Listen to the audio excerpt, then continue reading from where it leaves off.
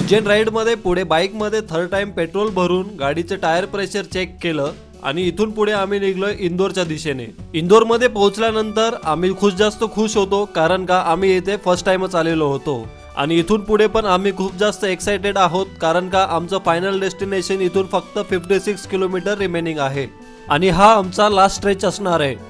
मग काय, one of the cleanest city म्हणून ओळखल्या जाणाऱ्या इंदोरमध्ये पण आम्ही राईड केली। इथे राईड करून खरंच आम्हाला खूप आनंद झाला। इंदोर संपल्यानंतर पुढे उज्जैनला जाते वेळेस कुठे रस्ता सिंगल लेन आहे तर कुठे डबल लेन आहे, त्यामुळे इथे गाडी थोडीशी काळजीपूर्वक चालवावी लागली।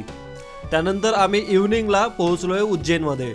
उज्जैनचं मुख्य प्रवेशद्वार पाहून आम्हा सर्वांना जी खुशी झाली ती शब्दात सांगताच येणार नाही। त्यानंतर इथे थोडासा फोटोशूट करून मंदिरच्या पेड पार्किंगमध्ये गाडी पार्क केली आणि आम्ही सर्च केला आमचा स्टे। इथून दिसणारं सुंदर मंदिर आपल्याला पाहायला मिळतं। त्यानंतर मंदिरमध्ये दर्शनासाठी गेलो, इथं दर्शन झालं। त्यानंतर बाजूलाच असलेल्या कॉरिडॉरमध्ये सर्व काही एक्सप्लोर केलं। तुम्हाला हा व्लॉग कसा वाटला मला कमेंट सेक्शनमध्ये नक्की कळवा आणि येणाऱ्या नेक्स्ट पार्टमध्ये आपण जाणार आहोत ओंकारेश्वरला।